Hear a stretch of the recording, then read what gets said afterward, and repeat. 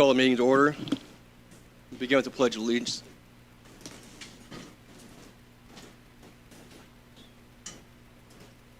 I pledge allegiance to the flag of the United States of America, to the republic for which it stands, one nation, under God, indivisible, with liberty and justice for all.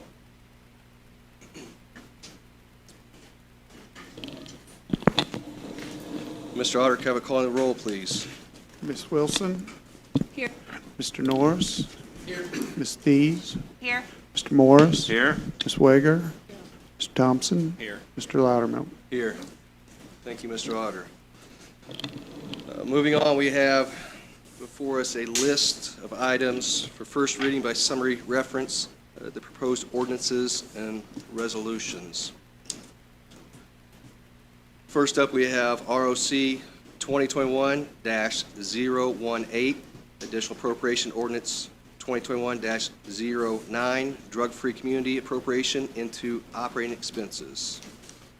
Next, ROC 2021-019, Additional Appropriation Ordinance 2021-10, Edit, Construction of a Restroom Facility.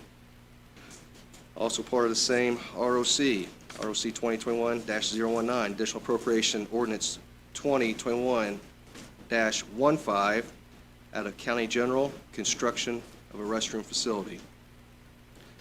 Next, ROC 2021-020, Resolution of Reallocation 2021-04, Juvenile Justice Center, out of series transfer. Next, ROC 2021-021, Additional Appropriation Ordinance 2021-11, Juvenile Justice Center, appropriation from non-reverting Juvenile Justice Center Care Prisoners Fund to various line items in that fund. Next, ROC 2021-022, Salary Ordinance 2021-12, Additional Appropriation Ordinance 2021-12, Juvenile Justice Center. The request is to add 2 additional full-time employees. Next, ROC 2021-023, Additional Appropriation Ordinance 2021-13, Public Defenders for the purchase of a vehicle. Next, ROC 2021-024, Additional Appropriation Ordinance 2021-14, Homeland Security Fund. Request purchase of a vehicle for EMA. Next, ROC 2021-025, Additional Appropriation 2021-16, Road Closure Fund. Request appropriation for money to buy a flatbed semi-trailer. Next, ROC 2021-026, Salary Ordinance 2021-13, Additional Appropriation Ordinance 2021-17, Vigo County Health Department. Request to amend salary for the Environmental Health Supervisor. And I'm going to add one more item and call it ROC 2021-027. It's regarding a handout that everyone should have pertaining to public safety lit options for distribution to the units for the 2022 distribution. Does everybody have that insert as a highlighted column? Did you have one, Jim? Okay. Any questions about that before we move on to public comment? Having none, I'd open up this time for public comment. Ask those that are here for public comment to approach the podium and speak about only items that are on the agenda for this evening. It appears that there's no one here for public comment, and at the start of the meeting there were no emails sent regarding public comment either. Moving on, communications from elected officials, other officials, or agencies of the county. And again, this would be regarding agenda items. Commissioner Kearns. Thank you, Council President. Could I see the new thing that you're going to do for the public safety? We have an issue with Nevins Township. Could I? Did they submit their request for the fire? I don't think that any requests have been submitted as of yet. Okay, I'm just picking up on this real quick. Yeah. The trustee, there's been an issue, and we're working through that. Some of the stuff that the trustee should have asked for was not done, so I just wanted to make sure that they're going to be on our radar for that distribution for the fire department. Okay. So that's why I wanted to come up. Yeah, I think for tonight, we'll just discuss this handout and then Perfect. presumably vote next meeting, and then requests will likely be made after that, once we've locked that in. Want to make sure that they're not going to miss out. It's been a situation, so the fire department, we need to make sure that it's funded somehow. So Yeah. if there's anything I can do, just throw something at me. Okay, All great. right.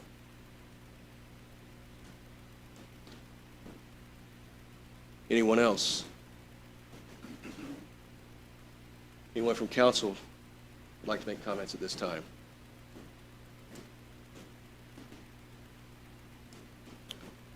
Appears to be no comments further at this time.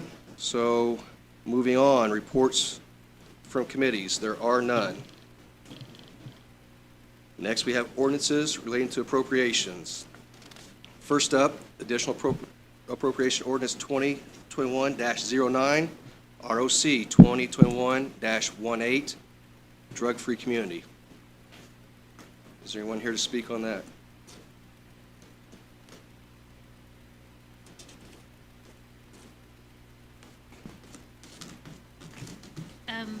Just to give you some background on the drug-free community, the revenues that are collected through the courts go into this designated fund, and it can only be used for the drug-free community. And normally, like for 2021, they look at the cash balance at the end of 2020, and then they request to have that appropriated for operating expenses during 2021. I will tell you that there's not been anything appropriated since 2018. It does look like they've been making expenditures consistently, but they have requested a budget again for 2021. And as it looks now, it's fundable, so.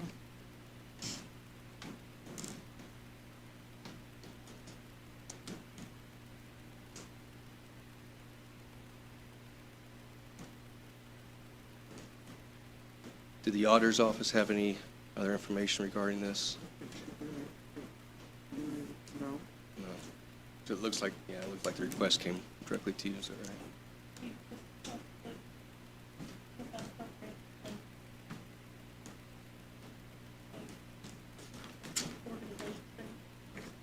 Okay.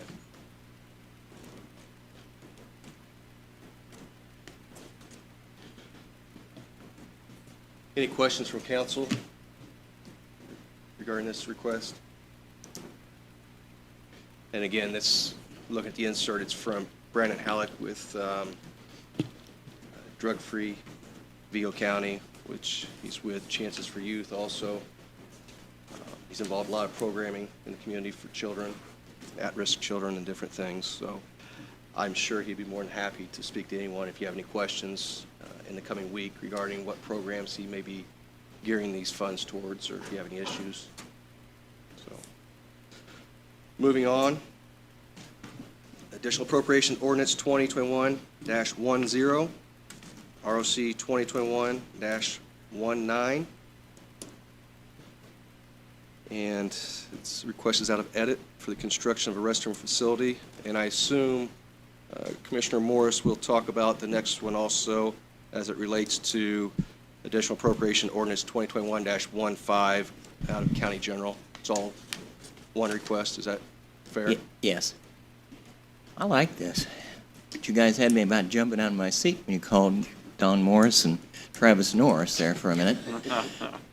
You guys have quite an agenda here, but I'm quite excited about this.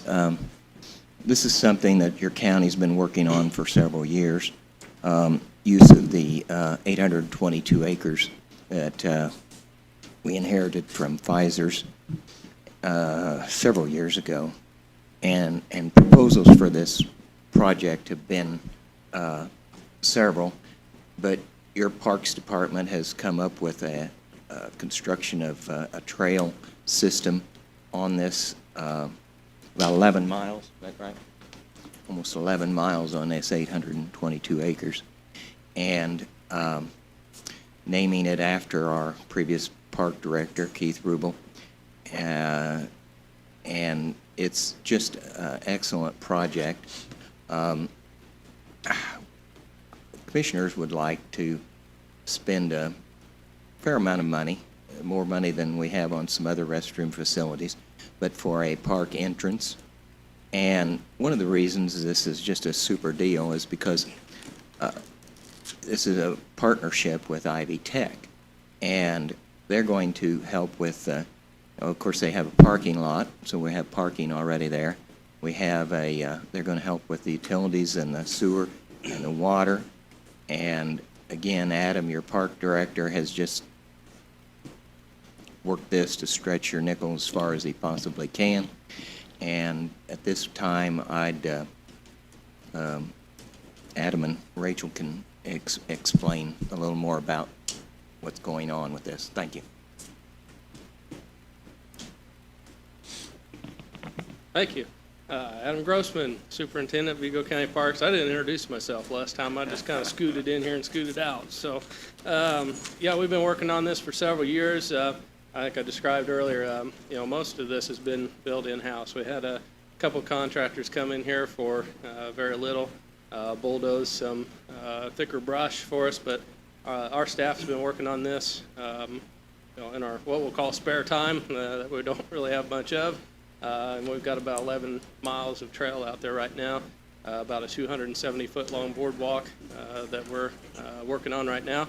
Worked hard to keep this a natural trail system as much as possible, and it's going to be a really neat park. Everybody drives through Vigo County to go to Turkey Run. We're trying to bring more of a Turkey Run flavor to southern Vigo County, and it's going to be a really neat park, and we've had a really awesome partnership with Ivy Tech. It's been a great relationship, and so we're gunning for more of a September opening, and what a really neat park. Our staff has always said, we've got a lot of rock trails, we've got asphalt trails, we don't have as many natural trails. So more of 11 miles worth of natural trails. We've got log crossings where we've taken 17, 20-foot long hand-hewn logs and put them across ditches and creeks and things where kids can get out and actually get either into the creek, where we actually make you go into the creek and cross, or you cross a log crossing, or you cross a little ladder bridge, different things that make this park different from anything else around, that will bring people to our community and stay in our community instead of driving through our community. So different park with a lot of different opportunities. Our natural resource programmer is just really ready to get out there and do programming at Rubel Park. The partnership that we've had with Ivy Tech has been awesome. They've been more than willing to help us out. We've got a head trail there that makes sense. We've got parking opportunities sparsely through the property, but the partnership there is a no-brainer. So the partnership here with us, the commissioners, and Ivy Tech for both the maintenance of the facility, the installation of the facility, and the usage is just awesome. It's an opportunity that doesn't happen very often for a park like this. So not something that happens very often. If Rachel wants to come up, talk just for a second. I know you have a long agenda about some of the stuff that's going to happen. Sure. Thank you, Adam. My name is Rachel Mullinex. I'm the Executive Director of the Ivy Tech Terre, Haute Foundation. I've had the pleasure of working with Adam on this partnership for the last couple of years. As Adam said, Rubel Park is right behind our campus on the main campus.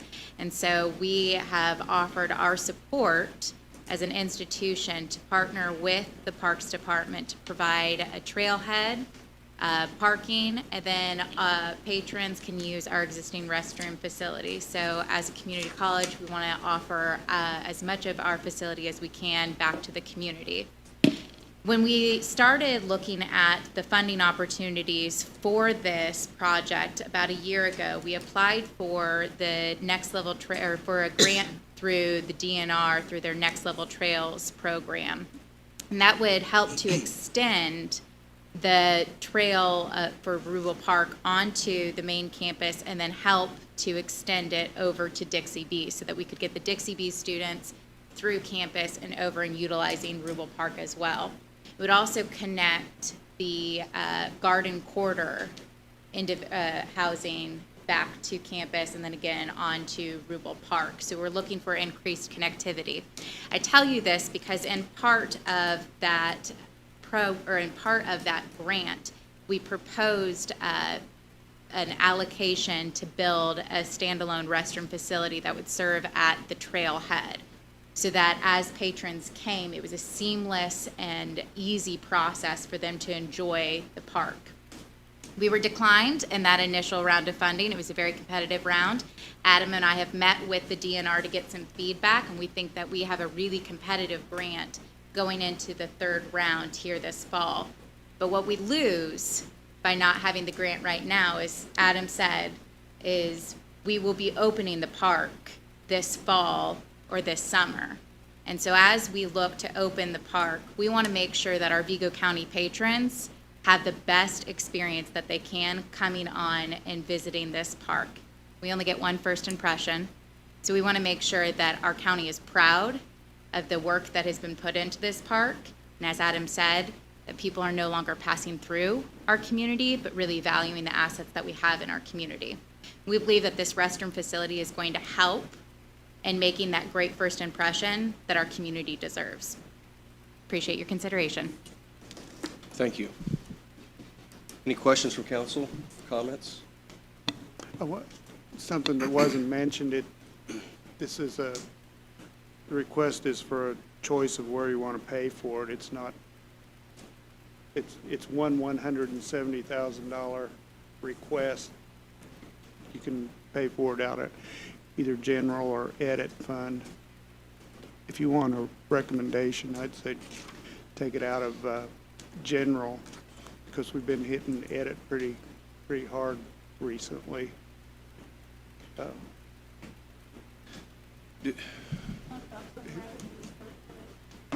Yeah, Jim, do we have the opportunity to, with some of the COVID relief money, to maybe replace what we were going to dedicate out of edit for broadband with the COVID money? Yeah, that's a possibility. That's one of the definite things that they say you can use that for is broadband. Because that's where we took a pretty large hit last year. We haven't paid for any of it Right, but the yet, but dedication of that, those funds. the projection that you're receiving now assumes that we're going to pay it out of edit. Right. The broadband? Thank you. Yes. Broadband.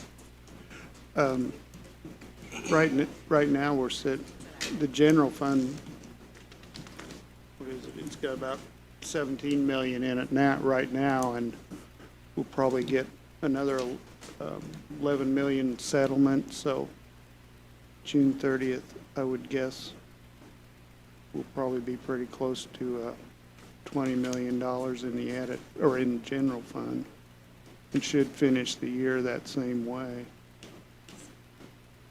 You didn't get this?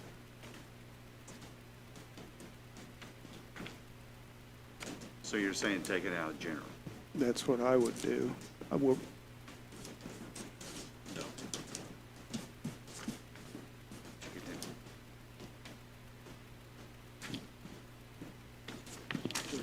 Any questions from council regarding the two funds and the advantages of one over the other? Mr. President, I have a quick question.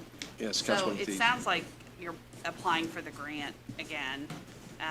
What happens as far as funding wise if they're able to receive the grant? How will that impact? Does that just go back into the fund, or I guess? Is this a maybe match asking for a the grant? This would be a match. Okay. Let me clarify a couple of things. So the grant in total is about connectivity. And so what we had done is we had built this in as part of our initial grant. We will then use it as a match opportunity in this next round. And the higher match that we have, or percentage of match that we have, the higher we score. And that'll help with that component of being able to connect Dixie B to Rupert Okay, Park. okay, so I get it now. Thank you. Yeah, yeah. I guess another thing that I would want to emphasize with it being on Ivy Tech's campus is the partnership and us maintaining the facility. And so that's not then on an expectation of the Parks Department. Councilwoman Wilson?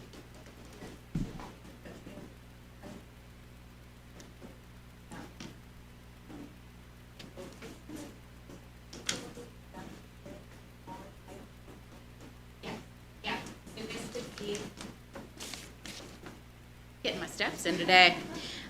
So this would be, if you orient your map so that, I've got to get myself oriented. Help me out.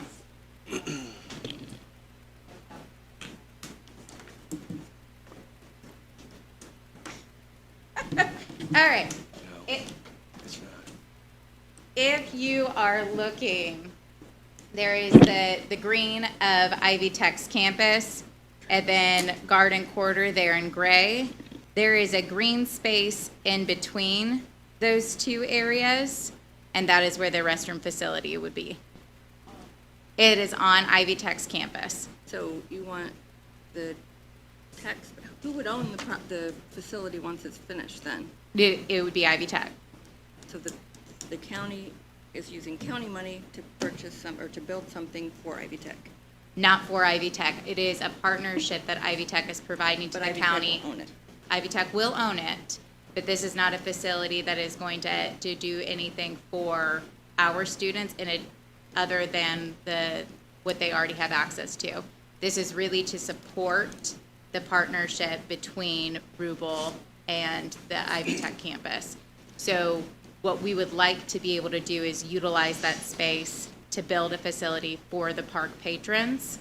It is not for our students specifically. So using our land allows it to be, we're going to run the utilities out there, we're going to manage the project and then manage the facility over time. And that's what you're going to use the grant money for if you get the grant? The grant money will be to provide support to the greater project, right? So the greater project being the continuation of Rubel Park to those other communities in southern Vigo County. The other Particularly, communities being Dixie B and the apartment complex? and then it will also provide ADA accessibility, something that Rubel Park does not right now have. Okay, thanks. Certainly. Councilman Norris? Just a couple questions. So, probably for both of you, You're probably probably for say, both yeah. of you at this point. So, Yes. Rachel, for you, during your busy time at Ivy Tech, how full is the parking lot? How full is the parking lot? So this is actually a separate parking lot from our main campus parking lot. So we often refer to this as our back or our facilities parking lot. That's the one that is closest to where Rubel Park will be. And at this point, especially with how we are shifting to hybrid and seeing more students preferring a hybrid or a distant learning opportunity, our parking lot is not at capacity. So we have the ability to provide a nice number and guarantee the parking for park patrons. Okay. And then for Adam, a couple different questions. How will this park affect our existing parks that we have? For instance, not just the trail system, but also like our camping facilities and stuff like that. When you say we don't want people to pass through, we want people to stop, are there improvements that we can make in our current existing campgrounds and parks where we can have accessibility for larger style campers and stuff, where we can generate more revenue and more stops at the parks that we have? Mm-hmm. And along with that,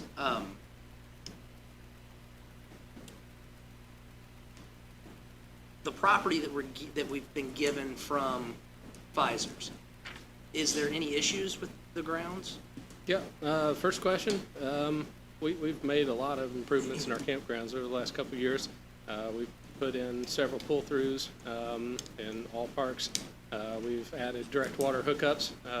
Hawthorne Park this season, permitting didn't come in time to do Fowler and Prairie Creek. Those will be done by fall, and constantly making new improvements to the campgrounds. They have come light years from where they were 5 or 6 years ago. So constantly making new improvements to the campgrounds, make them much nicer and better and bigger to accommodate. They were probably built for a 15-foot trailer originally. So we renovate as we go, and they're much better than what they used to be. So they're, in my opinion, very nice now. Yeah. I was gonna say, what's your limit on the size of capacity? You said 15 feet campers back in the day. What are they? Yeah, no, we've got, some sites have 50 amp service, all of them have 30, and they can accommodate 40, 45-foot trailers. We go out to Prairie Creek, so we've got, we're installing pads where there were no pads, we're installing pull-throughs where there were some tight spots and corners, and making improvements all the time. So Okay. definitely making improvements on that aspect. Running new water lines where we'd had leaks, had frost-free hydrants now where there were none.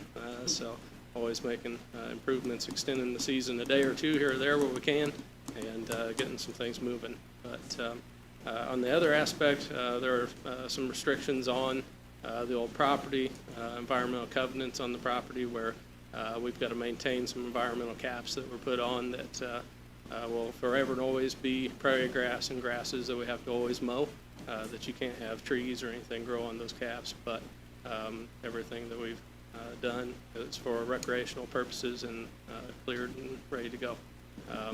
Part of the reason why we can't have a restroom over there, you can't build on most of Rubel Park. It's always going to be a park, always going to be that green space, but you can't build on that site. So it'll be a park, but you can't put buildings over there. Okay. And then one more question. Rachel, you had hinted at ADA accessibility.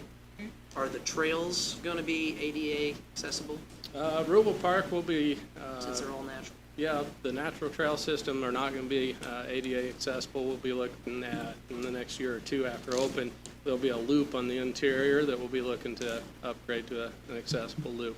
Outside of that, right now, all the natural trail surfaces, we've actually got a system to where you got a black diamond where it's going to be a little tougher, and then you've got a trail system that's not going to be as tough, and about anybody can walk it. But, Okay.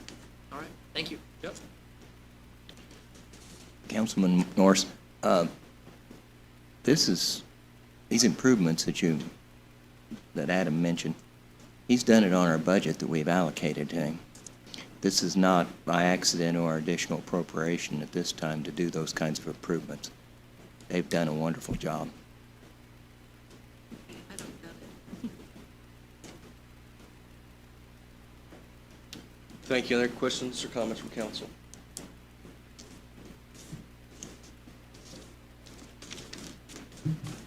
Moving on, ROC 2021-020, resolution of reallocation 2021-04.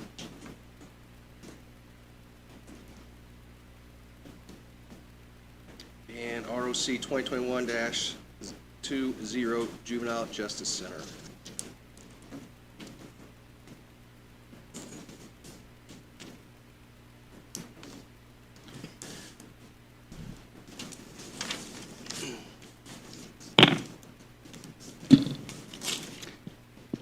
Good evening, Mr. President, members of the council. We're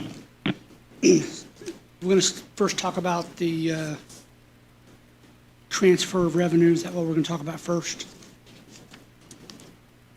So this is a transfer from the general fund, line item 24500, which is food, in the amount of $31,000, to vehicles 44460. I sent a letter to President Loudermilk, and I'm hoping you all got a copy of it in your packet. We're requesting the council to approve this transfer so the detention center can purchase a 2021 Dodge Durango. The last vehicle purchased that was conducted by the Juvenile Center was in 97 or 98, and it was a Chevy Astro van. Since that time, we've been given hand-me-down vehicles from the Sheriff's Department, and although those vehicles have served us well for local transportation to doctors, counseling, diagnostic, testing, and the adult education classes, those are short trips. We're required to conduct transportation to detainees to other counties within Indiana. With changes in the juvenile justice system, the shift in alternate forms of rehabilitation, and other forms of detention, we have now found ourselves transporting detainees to cities like South Bend, Logansport, LaPorte, Indianapolis, Bloomington, Columbus, Anderson, Goshen, Lafayette, Griffin, just to name a few. Over the past 12 months,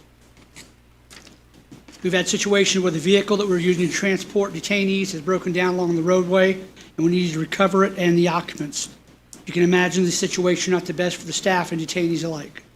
Additionally, we are enhancing our meal program beginning May 1st, 2020, and we'll be serving a hot breakfast 5 days a week. Right now, they get cold breakfast every day. So this will be a hot breakfast Monday through Friday and a cold breakfast on the weekends. We're able to work work canteen services to negotiate this service with no increase in our food costs. However, the logistics now require us to transport breakfast from the county jail to the detention center. And I was just informed yesterday that we will not only be required to transport breakfast, but also lunch and dinner. So we need a vehicle. Our current vehicles simply do not have the room to transport the hot boxes to keep the trays warm from the jail to the juvenile center. We have taken pictures, which I'll share those with you sometime tomorrow, of us trying to put the Cabrillo boxes in the back seat or in the trunk or in the front seat. They just don't fit in a passenger car. They'll fit in the trunk, but the trunk's not closed. And so you can imagine in the wintertime, especially when the new jail is constructed, trying to drive those trays back, we're just going to have cold food. So that's not good. Dodge Durango has plenty of cargo space for the meal trays. Will be equipped with separation systems similar to some of the transport vehicles used by the police department here in town. Additionally, we're adding a video monitoring system, camera system that's in place so that we can monitor detainees and staff as they go on these trips. It will be set up just like the Terre Police Department transportation van that they use, where when you turn the key on, it starts recording. And only access to that will be from administration. So for the protection of the detainees and the staff members, we're able to record the entire trip. We currently have more than enough revenue in the food line item to cover this expense, as well as any other food expenses necessary throughout the calendar year. And I know that this is a concern you may have, but you can rest assured that we have enough money in there to cover all the food for the remainder of the year, as well as this transfer. I wouldn't be asking for it if we weren't sure that we could cover the food. And one thing I want you to remember is this line item in food is supplemented by a school non-reverting lunch program through the Department of Education, where we are reimbursed or given some revenue to cover the cost of snacks for after-school snack, as well as for the meals while the kids are in school. So that's how we can supplement that to be able to pay for this. But happy to answer any questions you have. Questions from council? Mr. President, I have a few questions. Councilwoman Thies? Mr. Loudermilk, as far as transportation goes, you said that really the way things have been happening, that you find yourself and your employees having to transport much more. Can you explain that for people? Like, are they going because they're in different kinds of rehabilitation programs? Right. So the probation staff, we're being given directives. We haven't. Probation courts have been given directives to find alternate forms of detention, whether that's in adult situations or juvenile situation. Many of these kids we deal with have mental health issues. They're not just committing crimes. There are reasons for what their delinquency is. And some of those reasons, whether it's drug abuse or some type of neglect or physical, sexual abuse in the home, they end up at the center. And so what the probation staff tries to do is find what they call placement. And there's a series of different places all across the state that accepts them. And there's a process they go through where they come and interview the children. give them diagnostic testing. Some of them take them to locations where they are tested on site and are held there for a period of time and then brought back to us. Then once those results are looked at and then there's a decision made, then those kids are given opportunities to go to those alternate facilities to get help. And so when they're taken to those facilities, we do the transport. And so some of those facilities are pretty far away. I mean, LaPorte, Logansport, South Bend, we just took a kid to South Bend. And so depending on what some of these centers' expertise may be in sexual abuse. So not every kid's going to go to South Bend, or some of it's going to be maybe that they have anger issues or that they're autistic or whatever the issue is they may have. Different facilities offer different programs for this. And some of them, so we take them all over the state.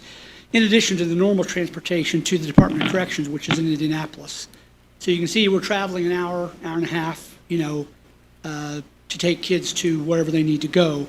And we just need to get a vehicle that's. And what kind of vehicles are they? You said they were kind of the hand-me-down vehicles, but. Yeah, so what we have now are previous detective vehicles that were owned by the Sheriff's Department, Okay. well over 150,000 miles, Crown Victorias. So, smell this- bad. and this new one- Seats tore up, just things like that. And you said the new one would have security measures as far as the camera and. Yeah, yeah. okay. So what the city police have is they have a paddy wagon. Right. And inside of that are different compartments. We won't be compartmentalizing these because we're going to be using this vehicle for a number of things. We may use it to transport staff members to training.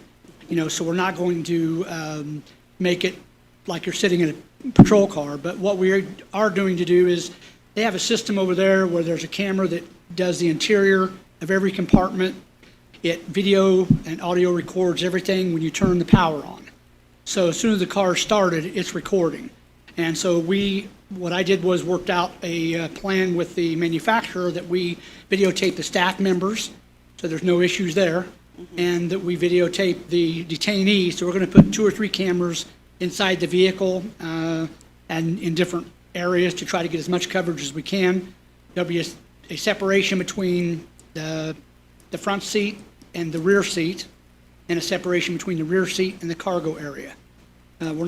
We may put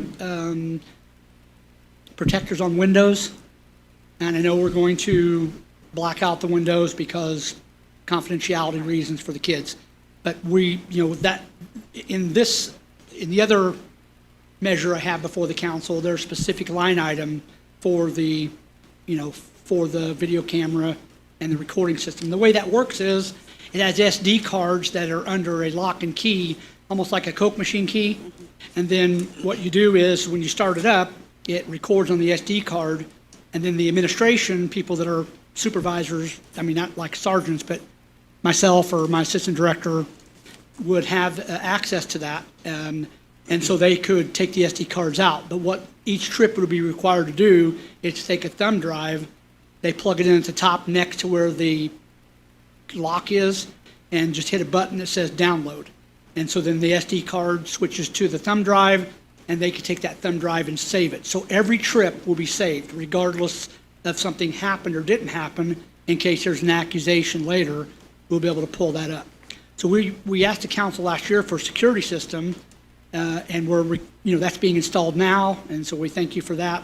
And so if we're going to take those measures inside the building, I thought that it was necessary we should do that on trips. We're just not doing that at any time, and they're gone for an hour, 2 hours at a time.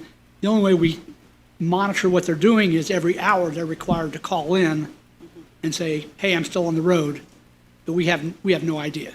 So this really is a protection measure. Okay, thank you. About $3,000 for that, cost for that. Okay, thank you, I Yep. appreciate it. Any other questions or comments from council about this request?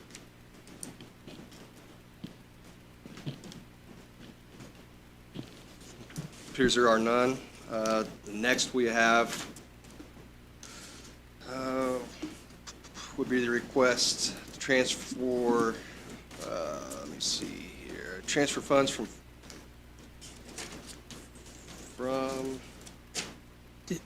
the non-reverting fund to the two line items, 35,450 building repair, which is $65,760. And then line item 44,521 locks, audio and video for $3,000. And I think that's what you just spoke on Yeah, a little bit. regarding the surveillance within the vehicle. Is that correct? Yes, yes, So sir. on this request, it would be for the building repair of $65,760, correct? Yes, sir. Okay. I think we have that. Do we not? Is that the same? No. Okay, Can you yeah, pass that that'd be out? great if you have that.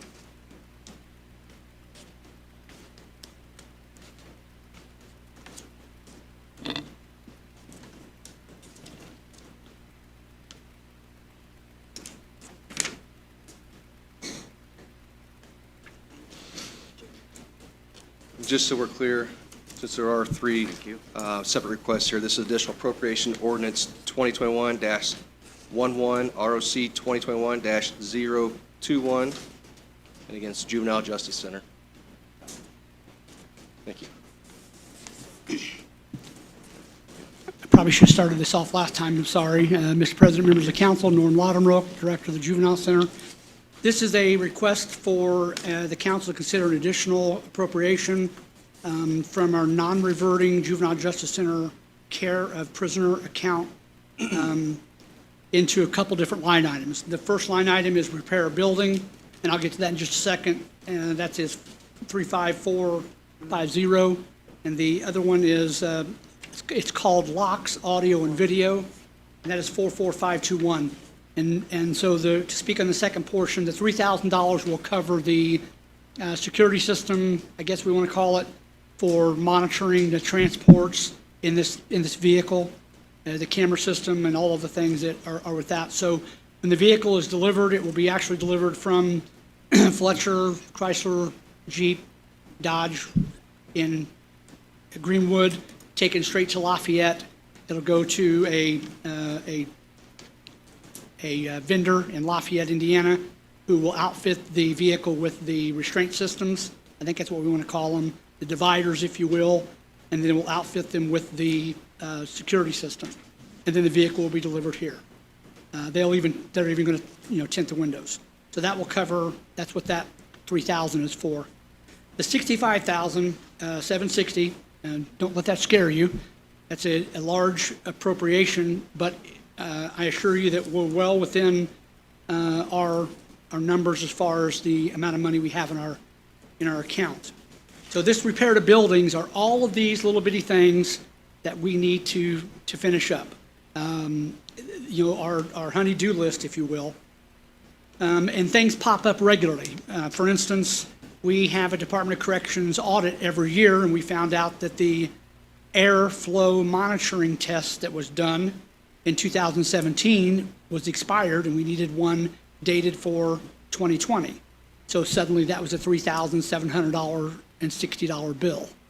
We didn't see that coming down the pike, but it did. So now we paid Gibson Services to come in. They did the flow testings for all the cells, and then we're able to submit that report to the Department of Corrections to be in compliance. Things like that is what we're looking at. Some of the things are real. The security system project, when we came before you to ask for money to be moved to allow us to purchase that, the council graciously gave us money, and I appreciate that, but what you gave us was $231,000. So that was done before any bids were received.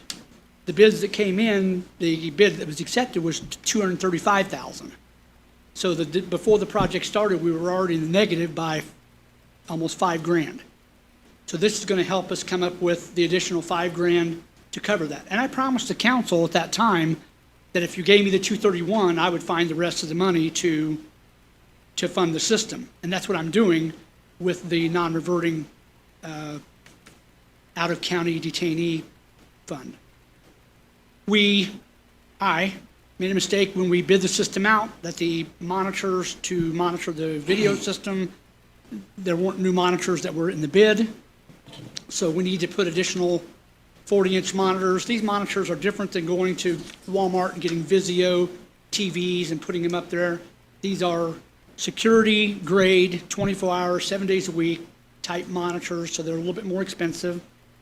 So for 4 of those, to cover the security cameras, it's $5,000. That's for the control room. I've been asked by the sheriff's department to put an emergency switch at the front door of the court side, so that if there was a active shooter or something was going on where we need to lock the building down, they could hit a button and lock the front door so that no one could get in. Additionally, if there was an issue where someone was trying to leave, same situation, they could hit a button and be able to lock that front door down. Right now, the door locks down at certain times of day based upon the access that we put in the computer for when court time is. So this would be an emergency access type button.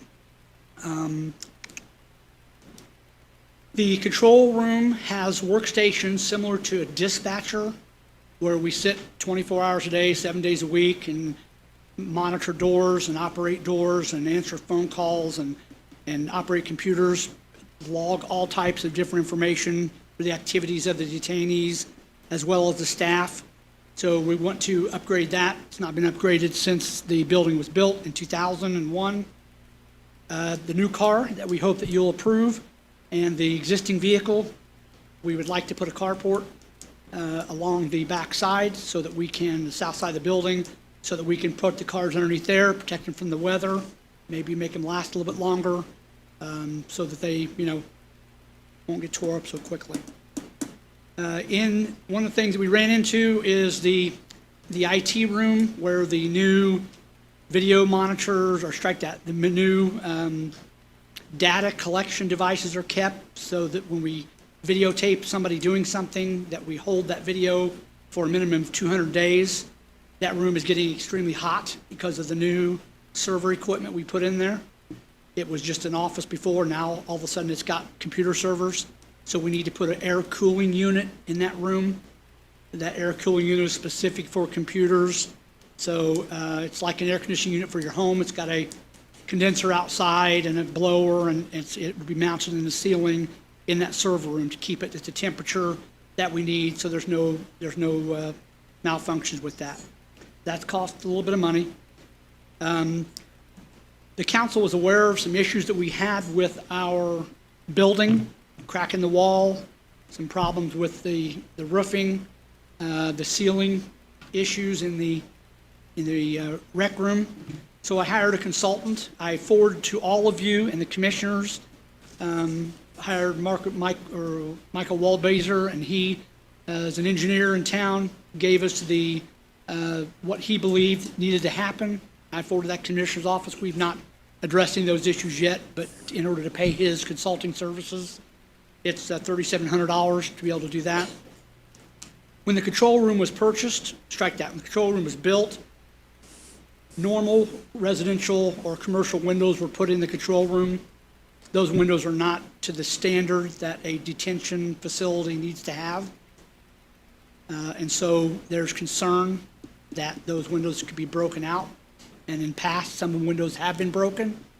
So in order to replace the windows along the bottom, we're asking for $8,000 for that. And then just another $5,000 in miscellaneous improvements to the building.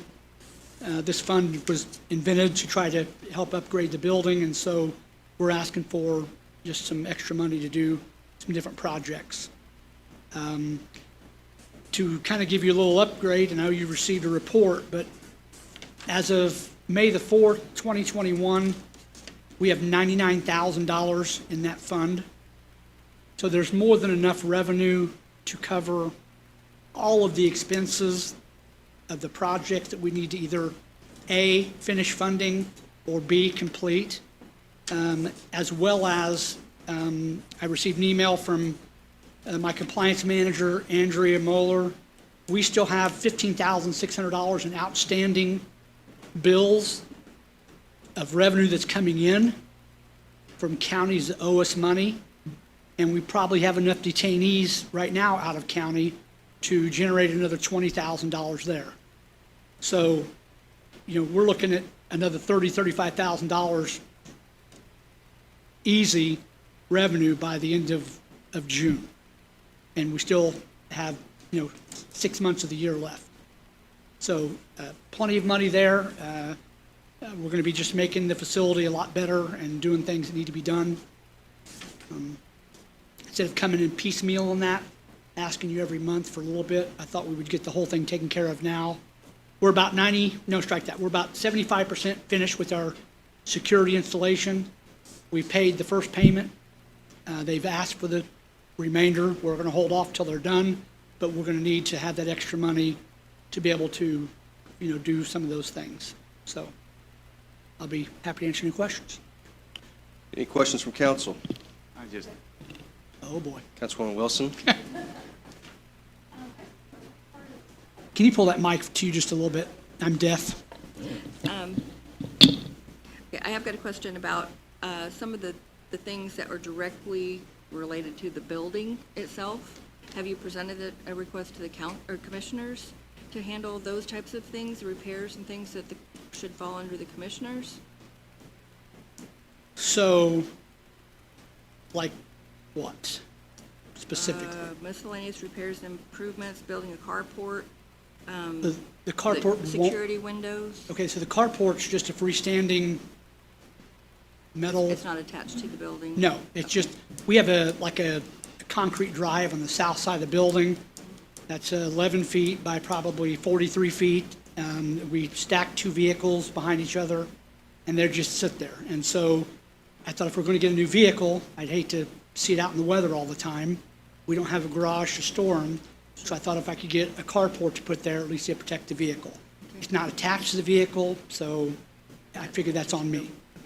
I think that the commissioners are going to get hit with some of the bigger things, like what was in Mr. Walbee's report, some of the roofing issues with respect to the outdoor rec area. I'm sorry, that's not covered by this at all. The ceiling to the rec room, that's absolutely part of the building. We're not going to be doing that.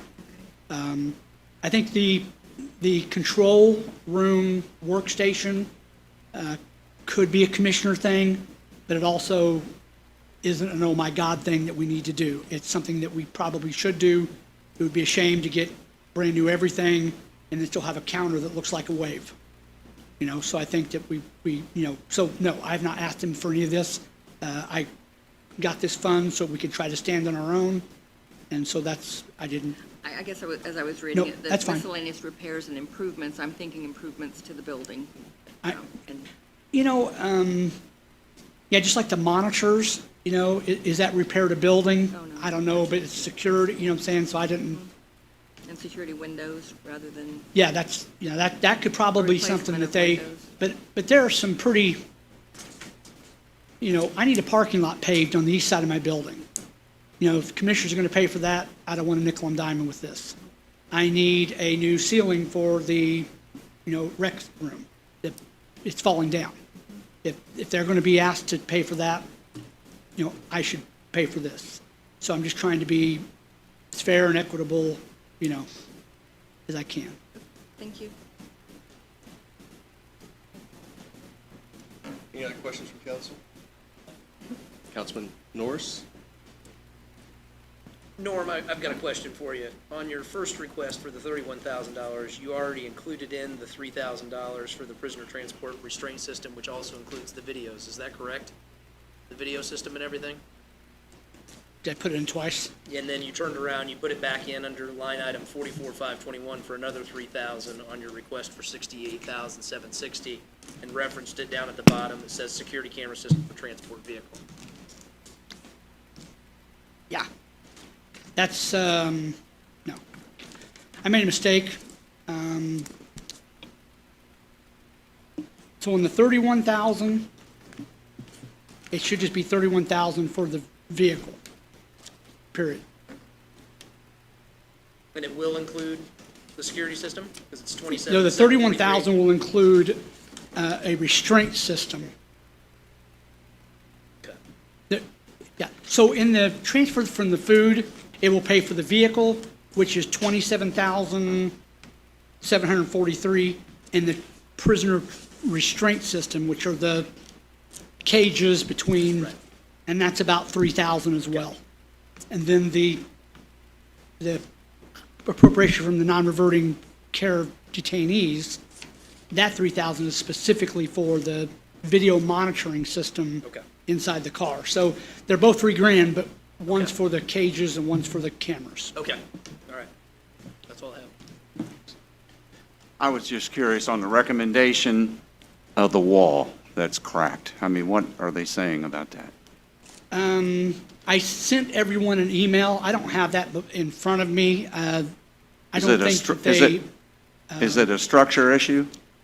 I don't think that it is. Okay, I think it's an easy fix. good. I think it's going to take some fixing, but I don't think it's an oh my God thing. Okay. I think it's we need to fix that. It is where one solid wall of The south concrete wall. block meets another wall of concrete block, and they weren't connected right. And so, in order to connect them, there's some work that needs to be done, but I don't think it's a huge amount of money. I don't think at all. Mr. Walbeezer, when he gave the report to me, didn't seem like this was a structural issue. He thinks it's a design issue, that when they use two different types of material and backed them against one another, they should have done certain things dealing with construction. I got a liberal arts degree. I didn't even know what he was talking about, you know? So when they put it together, they didn't do, it's almost like putting angle iron between them to kind of hold them together, and then getting a special type of a filler. You just can't fill the crack with caulk. Yeah, You're supposed to fill it with some other stuff. Thank So you. I don't think that it's going to be a big issue. It's just a matter of, I don't know what the commissioners' priorities are this year, and if this will be able to meet any of their priorities, but I haven't had an opportunity to go speak with them about it. thank you. I yield. Anything further from council? I would just say, I understand where you're coming from, Norm, with the, I guess, the hesitation to ask the commissioners for things because you have larger projects later. And, this is money generated from your agency for taking care of out-of-state, or I'm sorry, out-of-county detainees. But the only thing that concerns me is if something big comes down the line that you have to have, and maybe it doesn't concern the building, for example, and then we have to dip into the general fund, then that's a tougher discussion, right? Well, I would hope that that's when the commissioners would step up. I would hope if we're showing ourselves as being, pseudo self-sufficient and trying to manage our own problems and take care of our own needs, that if an oh my God happens, a roof leaks or, something big like the ceiling or, like the outdoor rec area, we need somebody that's a commercial roofer to get up there and seal the top of the brick before we can even paint that. Those are big commissioner things. I'm just thinking about a big emergency item that is not tied to the facility is what I'm getting at, something that they may not cover or can't cover. And I think we both would be in here begging for money. I'm just hoping we don't get to that point. I- That's the only thing I caution I is know. that there's some things that they could cover that you're going to cover out of your non-reverting fund and then not be prepared in case of an emergency that would pop up that we can't predict at this point. But the good thing about this appropriation is if it goes to my fund, until we spend it, it sits there. Right. I can meet with the commissioners and go over a few things, and if they agree to take some off the table, then it just sits there and reverts back at the end of the year. No harm, no foul. We don't lose it. It's not like general fund money or tax money. So we would take money from this general fund, put it in these line items for repair to building. If they agree to fix something, at the end of the year, the money just goes back in the fund for the council to get permission for us to use again. It wouldn't be like we would lose it. And so, I can have that discussion with them to see if they're willing to, but I'm sure they have several departments that are begging for things as well, that may not have the ability to raise revenue that we do. Sure. But I do understand your concern. Councilman Norris? Norm, when you look at things like this, like what President Loudermilk was saying, did you do a 5, 10, 15-year plan like he had requested as far as repairs that you see coming up the pipeline in the future on the building, other than the things that you've already pointed out, like the crack in the wall and stuff like that? You mentioned the parking lot earlier and said that you're going to need the parking lot repaved. What other things do you foresee moving forward, large expense-wise, that may be coming down the pipeline that's going to need addressed, either by us or by the commissioners?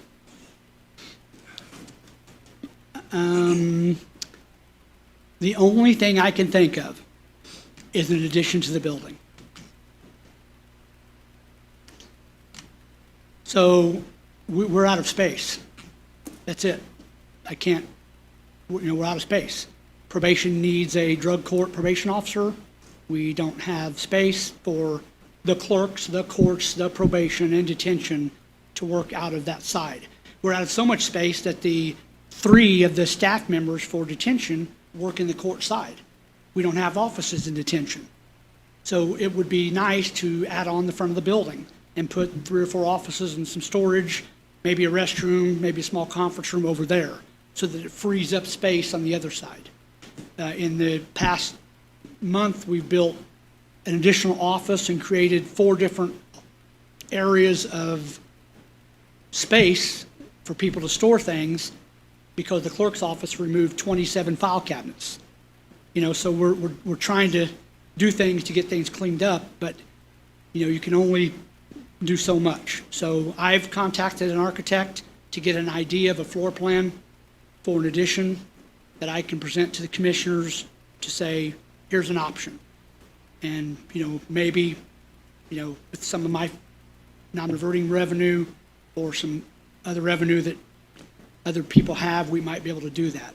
Just a few years ago, the director for the juvenile center's office was in this building, which didn't make a whole lot of sense when, they're over there.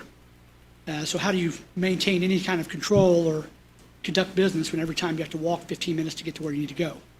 And then recently, the office moved over there, but assistant director, myself, and compliance manager, the 3 administrative positions, are in the court side in probation hallway, where we needed to be in detention, which is what we do, what we're in charge of.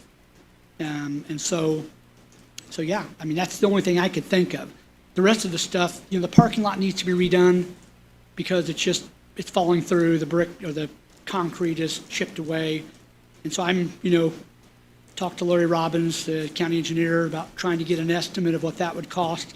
You hate to go to the commissioner and say, hey, I need a parking lot, and then not know what it will cost or, what they have planned as far as paving highways and roads. So trying to get an estimate on what type of cost we'll have there. There's an issue with parking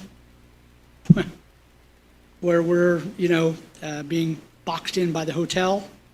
And so we need to address that issue so that we don't get boxed in and still have plenty of parking for, people that work at the facility, and as well as, that juvenile court is the busiest court in the county. And I didn't realize that when I took this job. What police officers bring to the facility is just a very small amount of the work that they do. DCS cases go through there, child support, a lot of those types of things. And so it's busy. It's a busy court. And because it is, there's a lot of people that come and go in that court. And we don't have the parking. So it would be nice to try to resolve maybe some of those issues. But as far as a 5 or 10-year plan, we purchased a washer and dryer, $12,000, 20-year warranty. We did a floor, $45,000, 30-year warranty.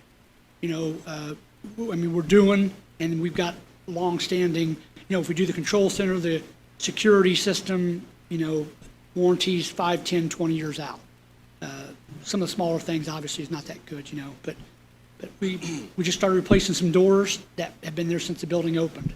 So that's been 20 years.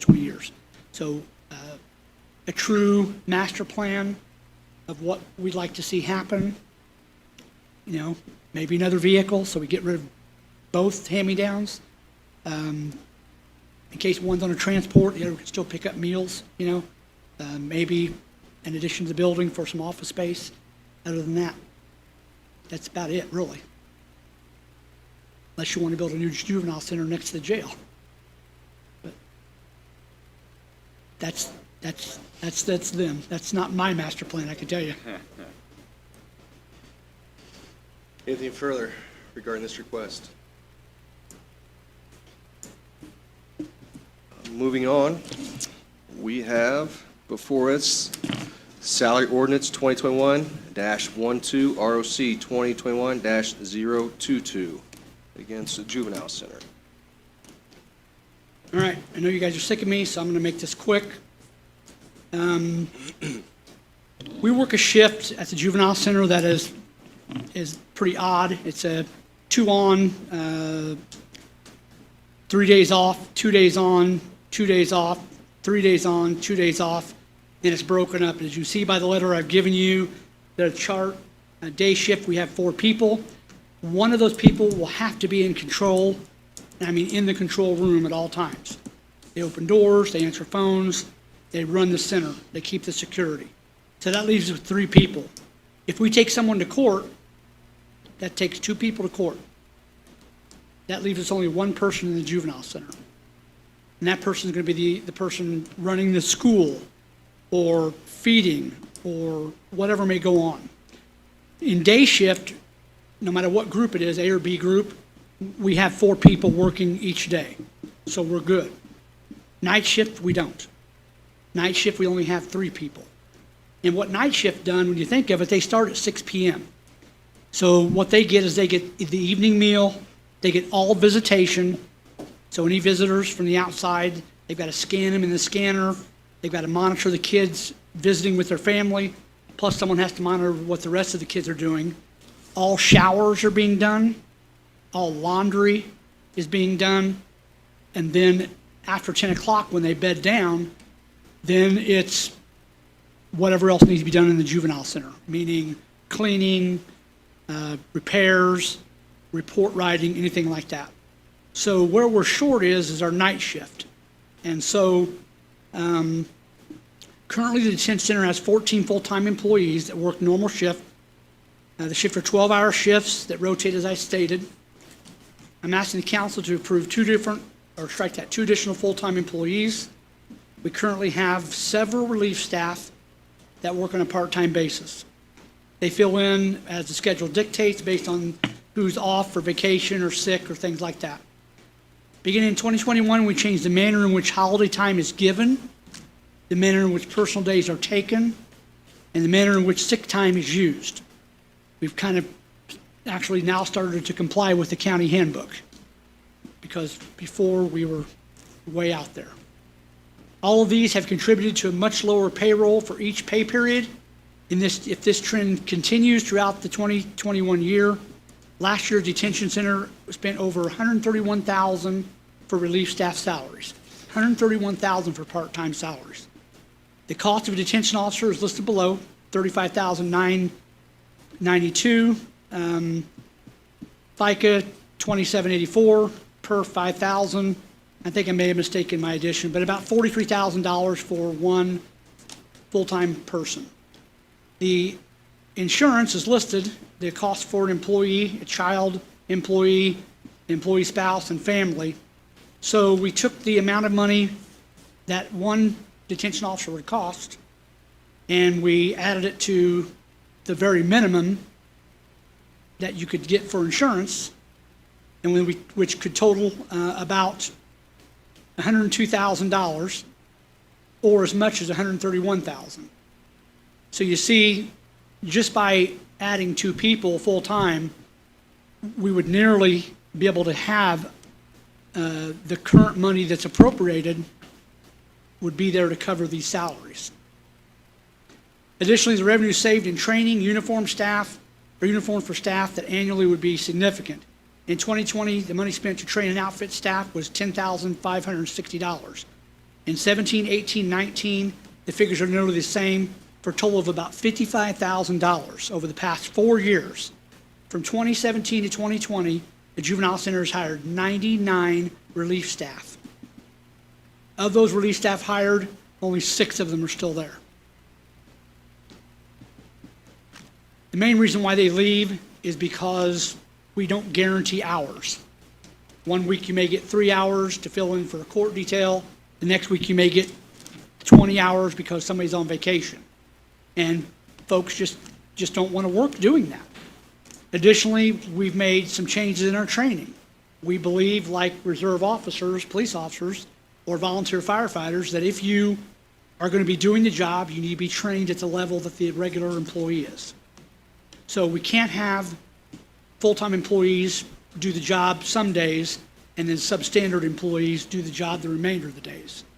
So in order to do that, we constantly have to train the people we hire.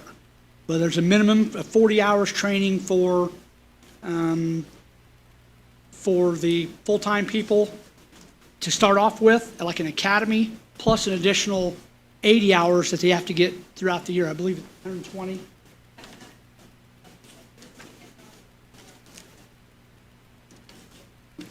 So every time we hire somebody, we've got to put it through 120 hours of training. We got to uniform them, and then after 4 or 5 months, they quit. We get the uniforms back. We hope they fit the next guy we hire, but then we got to put them through 120 hours of training again.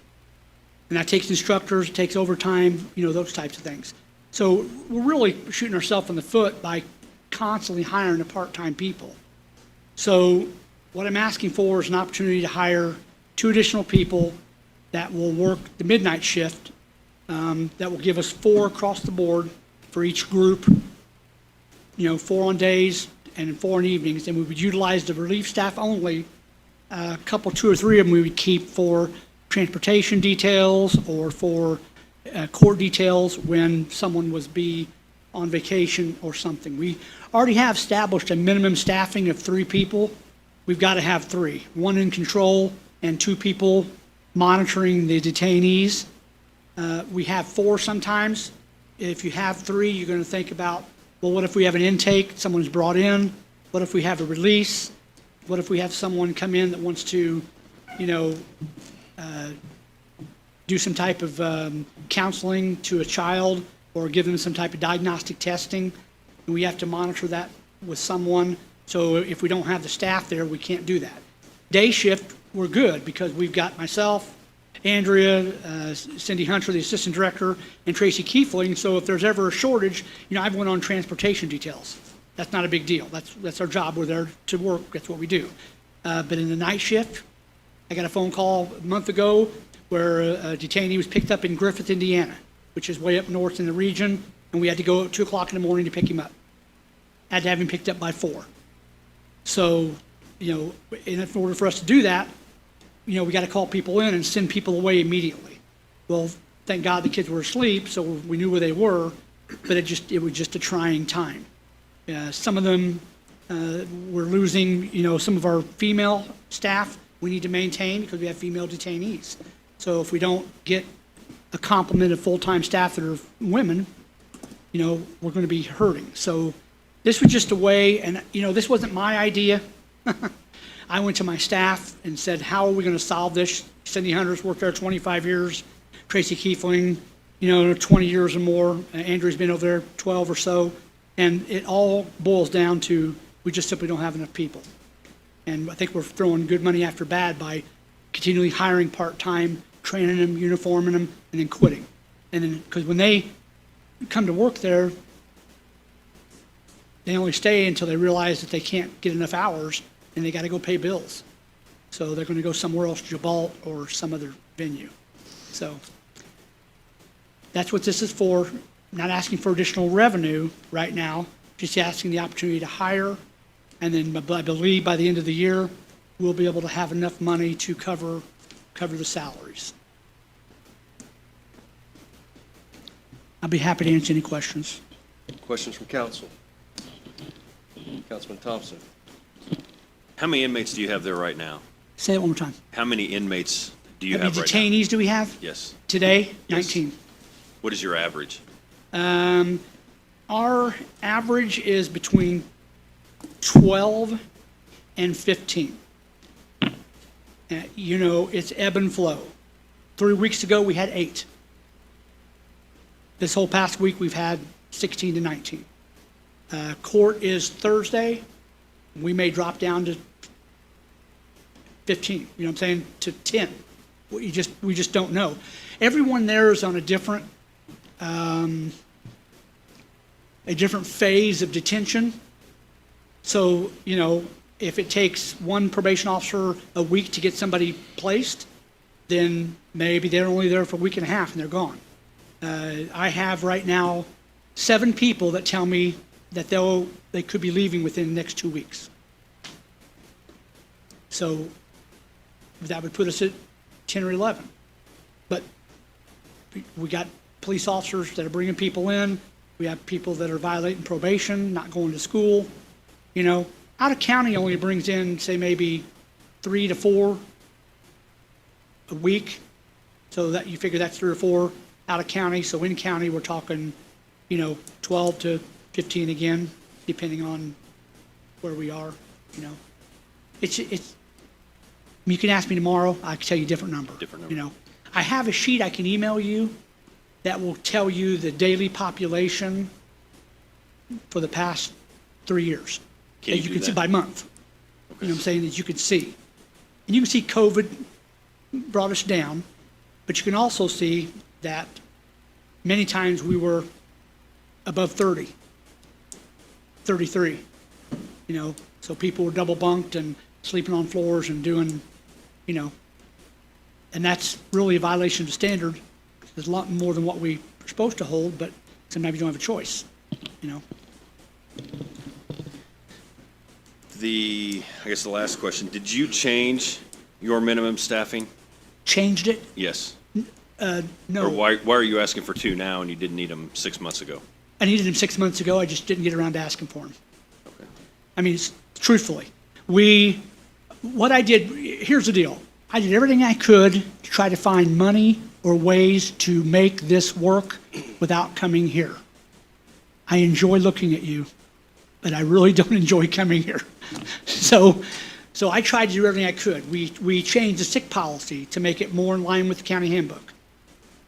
That freed up a great amount of revenue to try to cover part-time staff or staff. We changed the way that holidays are given or taken. They used to just give them 104 hours a year to take when they wanted to. We're not doing that at all. We're paying them out the holiday in the pay period that it falls so that they don't have that time away from their job. Short of changing a schedule, you know, the 12 on or 12-hour shift type thing, we have done everything we can do. The last thing that I'm going to do, or possibly do, is to eliminate an overflow shift. So we have a person that comes in. When you look at our schedule, one day a detention officer will work an 8-hour day. Okay? So it's 12-hour, 12-hour, 12-hour, then 8-hour.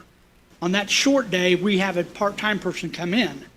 So let's say the day shift person works 6 in the morning until 2 p.m.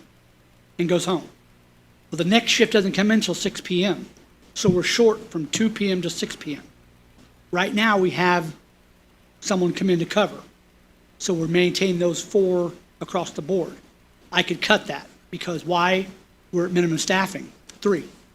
And when I asked what the minimum staffing would be to that facility, we have 1 in detention, or strike that, you have 1 in control to operate the center, and 2 to do anything else. If you have to detain a detainee because they've been in a fight or they do something, you need to have 2 people. If you transport to court, you need to have 2 people. If you have an intake, well, one of them's got to be male, one's a female, so you got to have 1 of each, so you got to have 2 people. So the minimum staffing must be 3.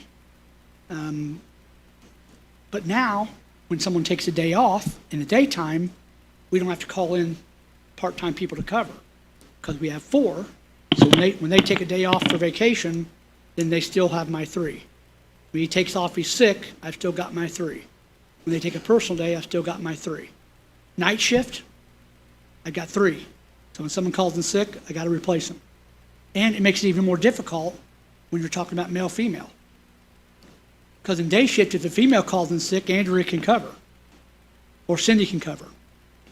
But at night shift, if we have 1 female working and she calls in sick, now what? Now I got to scramble to find a female to work that group because we have female detainees? Or what if we get a female intake? Who's going to observe the shower or the intake process? So it puts us in a bind, because nobody's just going to want to come in and do that type of work. We just can't find people to want to come in for an hour, or something. So, we needed these people, as Tracy Keithing will tell you, for years. But it just didn't happen. And I think that we've, over the past year, have changed things enough to where we've tried to show the council our efforts to free up revenue, to tighten our own belt, to cut the fat in the payroll line item as much as we can. Thank you.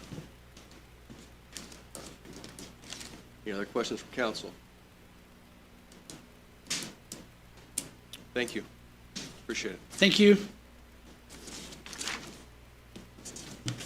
Also, one last thing, just briefly, if anybody has any questions, give me a call. Be happy to answer them.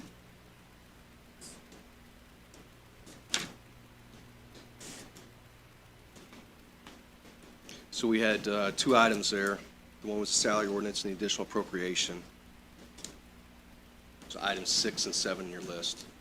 Just so everyone's clear on that. Moving on, additional appropriation ordinance 2021-13 ROC 2021-023 public defenders.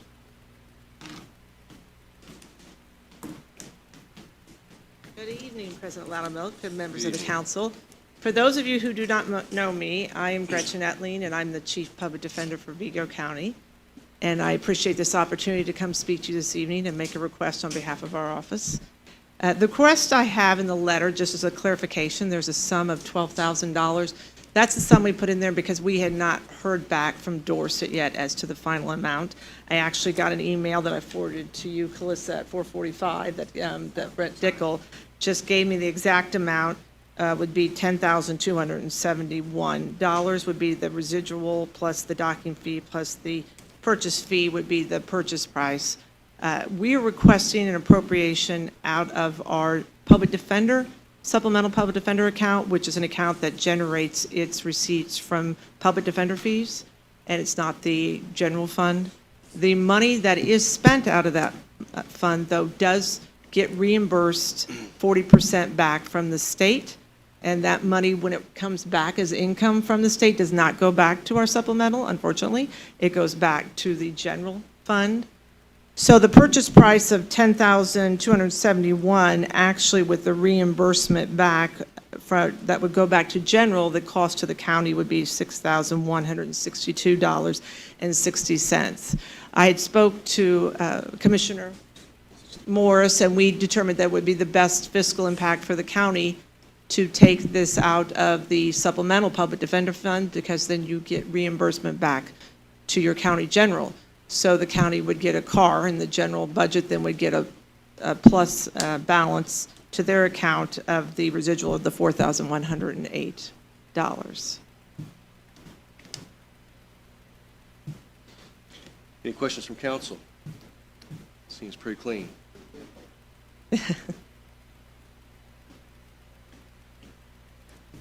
I would also concur that juvenile is the busiest court.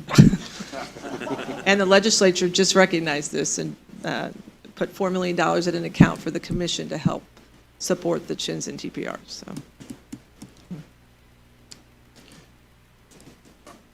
If there are no questions, I think we're done with you. All right, thank you. Thank Have you. a good evening. Appreciate it.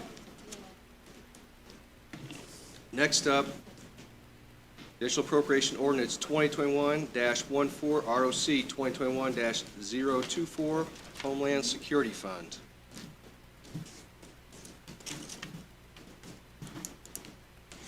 Thank you, President Loudermilk, council members. I too am here to ask to buy a vehicle. Seems like we're buying a lot of cars tonight. Emergency Management Agency has had the misfortune of having 2 accidents. One vehicle of theirs was totaled. Another one was rebuilt and probably should have been totaled. They have a third vehicle, which I refer to as the Earth Crusher 9000. It's a massive Ford truck that gets 1 mile to the gallon, maybe. Okay, but it's their big vehicle to pull the trailers and stuff with. And they've been using that as their primary vehicle because they're out of cars. One of the vehicles was recently fixed and returned to you this week. And Doc Hoineke is here this evening. Our EMA director was using her personal vehicle. So we were hoping to get things in line to replace the vehicles in a timely manner, but insurance process took a lot longer than expected. We received a reimbursement for the total vehicle of, I think, $12,000 to $13,000. We had a replacement vehicle lined up for them. When we went to our local Dodge dealer to procure that vehicle, we were told that we can't buy it. There is a magic date of April the 15th. Production orders were cut off, and we can't buy any more new vehicles. Doc was fortunate that they were able to find one that would satisfy their needs at the Dodge dealership in Bloomington, Indiana, for just around $33,000. And there's money in an account. What we're asking the council to do is allow us to transfer that money to purchase the vehicle so that EMA can have the tools that they need. We will have the additional $12,000 to go towards something, but realistically, we had a meeting with Doc a few days ago. We need to enhance their fleet. The Ford F1 or Ford 450 is how old? In 18, that was provided to us from the state. And then the vehicle that we just had rebuilt, realistically, probably shouldn't have been rebuilt. So, but we'll entertain those new vehicles in the budget process coming up. But we're in kind of, emergency management is an emergency situation where they need to move forward with the vehicle. And the funds are there. It's just we're asking your blessing to allow us to move forward with purchasing it. Questions from council? Councilman Thompson. Did you say what kind of vehicle you're looking at buying? Yep. This particular model is a 2021 Ram 1500 Classic Special Service Vehicle. It's pretty much the exact same truck that you see that we have with the County Highway Department that we have been buying as much as we can. Retail on those is about $42,000. With our fleet government discount, it brings it down to about $32,000. This particular vehicle, Doc has requested some corner lights, flashing strobes, and so that does include that. It's another $900 option. But it's stripped down. We did make sure that we got one with a towing package because while the big truck is what's used to haul the big trailers, we still need something to haul the smaller trailers that EMA does have. Thank you. Sure. Any other questions or comments from council?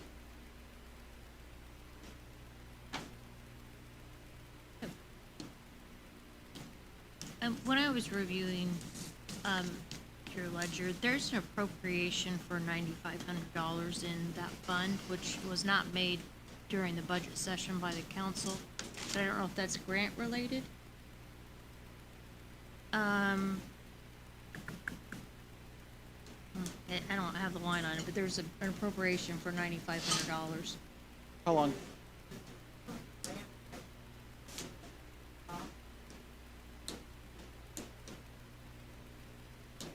Do you want to come up, Doc? There are a number of different costs right now for anywhere from 2018 through 2021. There's a grant that he's working on paperwork today, which I believe is a Homeland. I did not bring all those numbers with me, I apologize. It might be equipment. You spent $195 out of that same line. That is that grant that he's in process of. All of our grants from Homeland Security, absolutely all of them are reimbursement grants. So that was part of that. We cannot physically ask for the money back to the state until June 1. They have a new grant system now, something called IntelliGrants, which is anything but. So we can't ask for the monies back until they open it up and we can put a financial report in June 1. So that grant, although monies haven't been taken out, it's earmarked for that grant. So. Well, you've not expended the $9,500, but my concern would be is if you spent the 9,500, you don't have that and 33,000.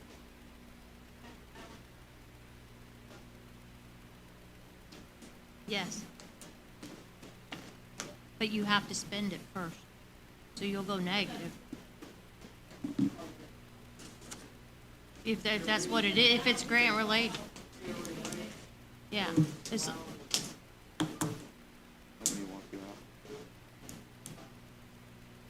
yeah. But, and that's fine, but when I looked at it, there's a $9,500 appropriation in equipment, which I didn't know how it got there, but. So what we recently,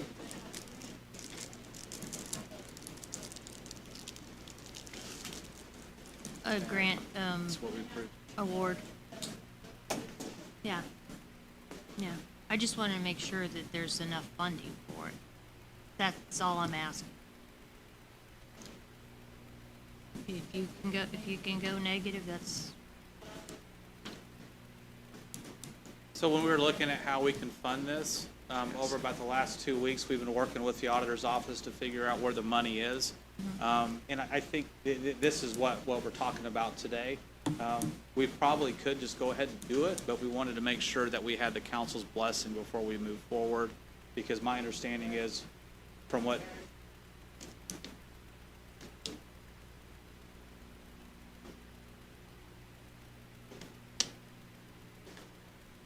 The granting process from the state has changed numerous times. Some of that grant money is probably even tagged back to 2005 in different grants. They do a different closeout process. Before, when you got a grant, you got a check, and they said, there you go.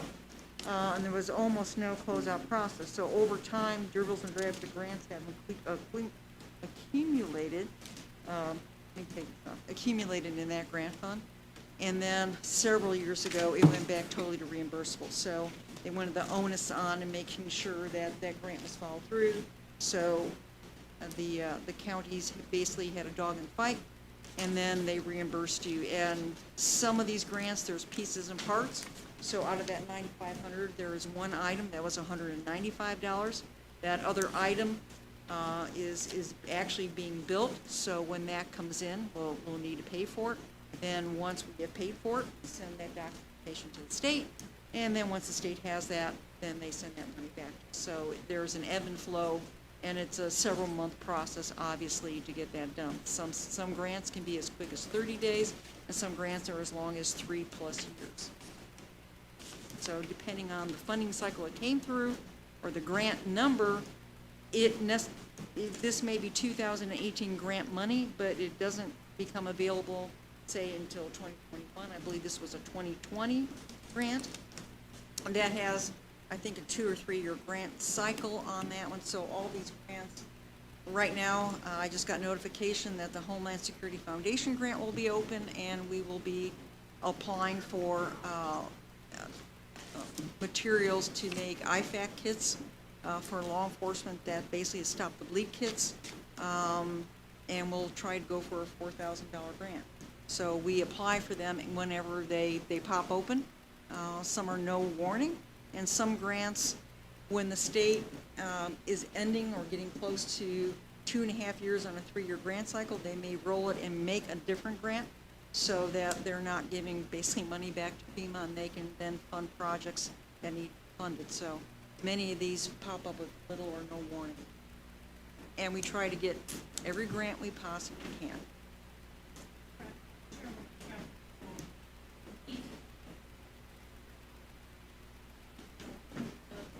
I'm thinking, it was probably back from the settlement days. That's exactly what we. I believe there was a grant in 2005, and that's Yeah, how it the is original way back fencing, there. fencing got around highway was through a Homeland Security grant.